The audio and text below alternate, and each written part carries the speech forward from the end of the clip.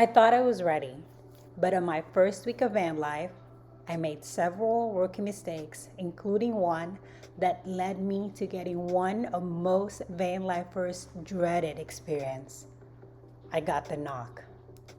However, out of this chaotic, messy, and scary first week, I realized three important lessons that I'd like to share with you in this video.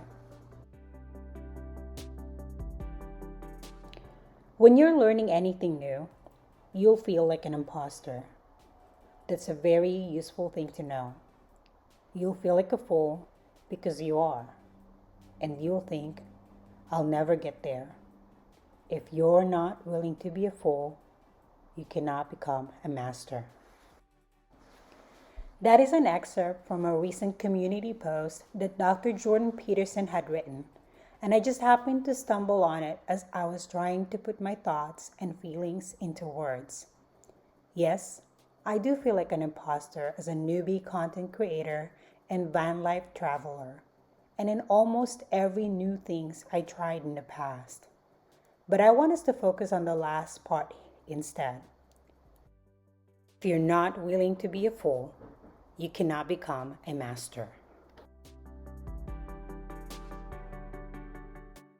On the last episode, I shared that I finally left my parents' home, and I did.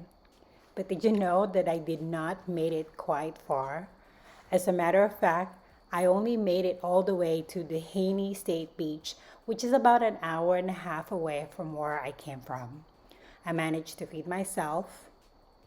I managed to feed the dogs, but I forgot to take any videos. And the reason for that is that I was so nervous and I was thinking the whole time, where am I going to sleep? Will I be able to sleep? All those thoughts and other things are just running through my mind. And here I am trying to look like I am in control. But really, I am super nervous.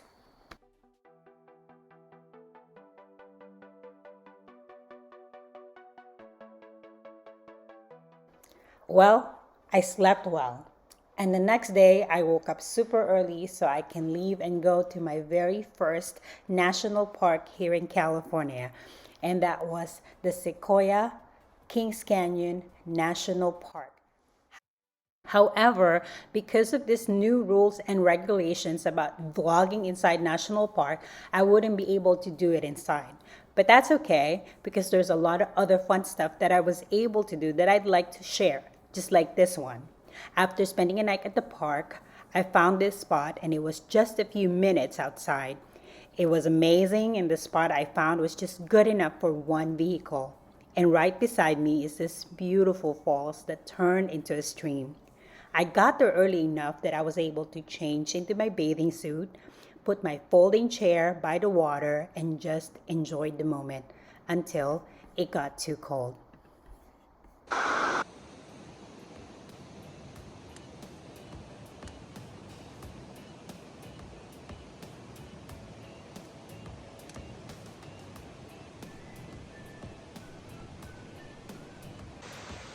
I know that I'm just starting. This is barely my first week, but I think it would be easy for me to say, and it's fair for me to say that this has got to be one of the most prettiest camping spots anyone could have ever asked for.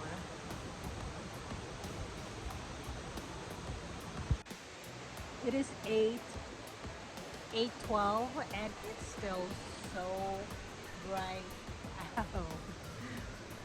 But I don't mind. I started reading this book and I'm about to finish it.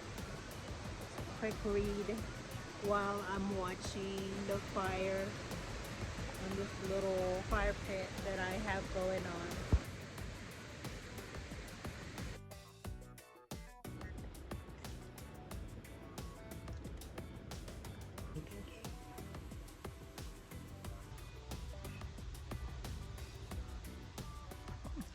Good morning, Katie, babe. Good morning, Kate. Good morning, Snacks. Stop. Stop. Stop.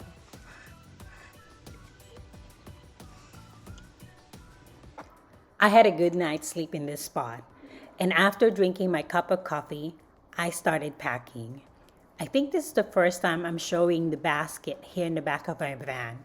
I swear, before I left San Diego, I was so sure I want this and I need this. But after the second night, I was so sure this is one of the first things that has got to go. You see, on my first night, I slept at some neighborhood somewhere in Orange County, and it just completely gave it away that I'm camping. Secondly, I found two beautiful spots, and I couldn't open the back of my van so I can at least enjoy the view. So I knew for a fact as soon as I get back to San Diego, this one has got to go. And just before I left, I tried to pick up some trash. I noticed there's quite a few, and it made me sad because the place is so beautiful. I don't know if it's from locals or other travelers like myself.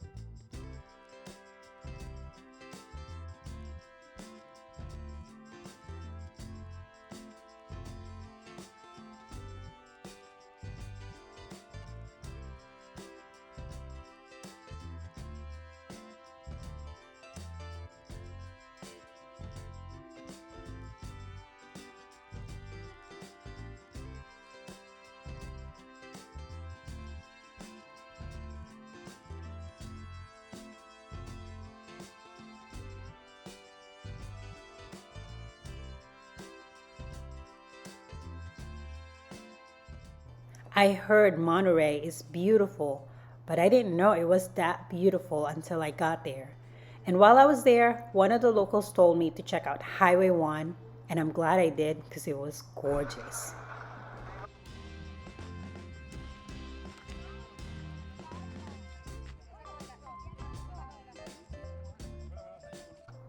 I don't remember how many times I had to pull over just so I could look at this stunning view. I don't know how one can drive here and not stop just to take this all in. It was definitely an experience I would never forget.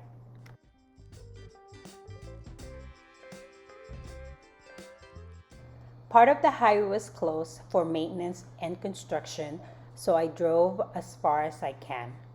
I also took hikes wherever I could find one and just let all this beautiful view soak in.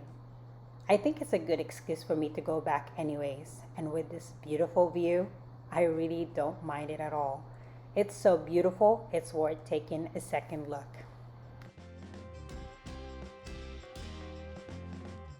Yeah, so I needed to free up space on my phone. I found myself not being able to record anything this past few days because I ran out of space on my phone, and also the memory card that I have is also getting close to being full, so I need to figure this out. I have so many videos. I have backed up videos from when I was moving out of the house up to now. I was extremely busy that I never got to, save it so I can post it or edit the video and post it. So I have to do that today. So I think I'm going somewhere like a library or something and work. Wish me luck.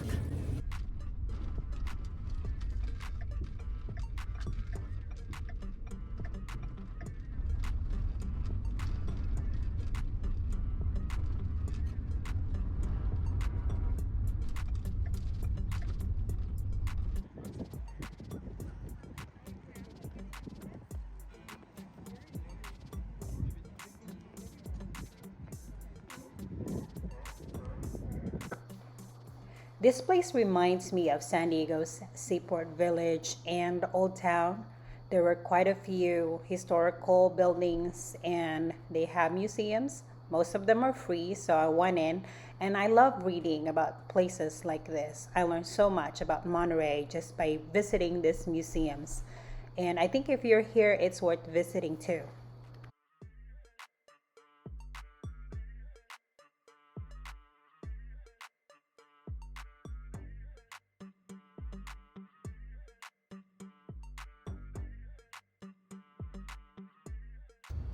By the time I was done visiting all the museums, it was kind of late in the afternoon already, so I decided to call it a day. I wasn't familiar with the area, and because it's a big city, I'm not sure if I'm going to be able to find a spot and how hard it's going to be. So I decided it's time for me to start looking for a place where I will be able to sleep.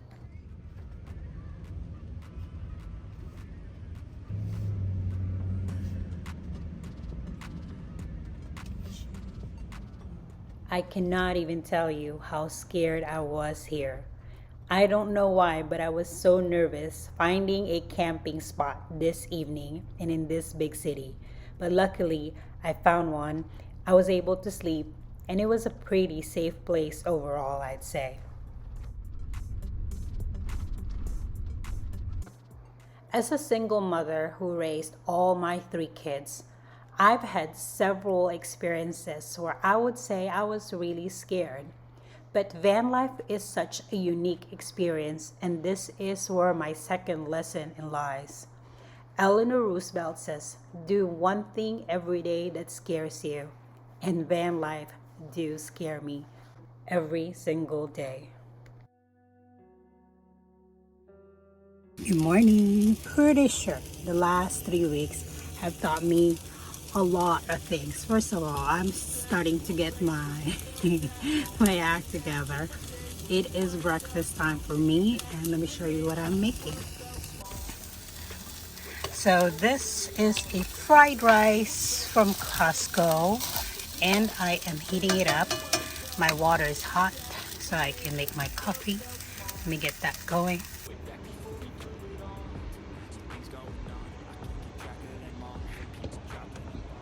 The day prior, I found out that the Carmel Mission is located in Monterey, and so I decided to visit it right after breakfast. After this visit, I was inspired to visit all the other California missions along the way, and I was able to visit quite a few. As a matter of fact, right after Carmel Mission, I decided I will drive up north. But I decided to stop by and see if I can take a shower, so I searched for the closest Planet Fitness. I found one somewhere in Salinas, California, so I took a shower. But before I left, I asked the person in the front if it's okay for me to sleep in their parking lot. I remember her answer was, I don't see why that would be a problem. But it was. Because sometime around 1 in the morning, I heard a very loud knock and I can see some yellow lights blinking and my dog started barking. It was just a chaos. I was so scared. I was just so rattled. So I got up and I started driving away. I didn't know where I was going. I just started driving. But I ended up in this street that it's so dark and I didn't know why it was so dark. Again, I didn't think much of it until I saw this shadowy figure and he was starting to walk toward me. This is 1 o'clock in the morning. And as I get closer to him, he started waving his hand as if he wants me to stop. I guess he realized I wasn't stopping, so he tossed this big piece of stick in the middle of the road. But instead of slowing down, I revved up my engine, and on the last minute, I tried to avoid that piece of stick, which I think caused him to get so startled. But that's okay. I'd rather him be scared than me. But to be honest, I was really scared. But I kept driving anyways until I found this hotel, parked in front of it, and then I just put direction to go towards Sonoma, San Francisco area to visit another mission. I know I am tired, but my body was just so jacked up with adrenaline that I kept driving and driving and driving. It took me a week to shake it off. For the meantime, every night within that week, whenever I would have to park, I was really scared. At the same time, I started thinking, what else could have I done differently? Then I realized that I could have looked around a little bit more. Maybe there was a sign, and maybe I was a little lazy, and I was hoping that she would say yes, and then that would be it. And that's exactly what happened. And I was really disappointed with myself. At the same time, I realize there's nothing more I can do. All there is left is for me to move forward and give myself grace. Affirmations, aspirations. I got shit to do, the aftermath of preparation.